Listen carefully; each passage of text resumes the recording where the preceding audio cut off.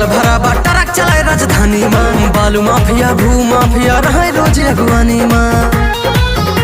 हाँ चेकिंग पास है check post पे रुकता है गाड़ी टोल टैक्स पे। रात भयंकर गदर हो गया। शाका जेल के अंदर बैठा,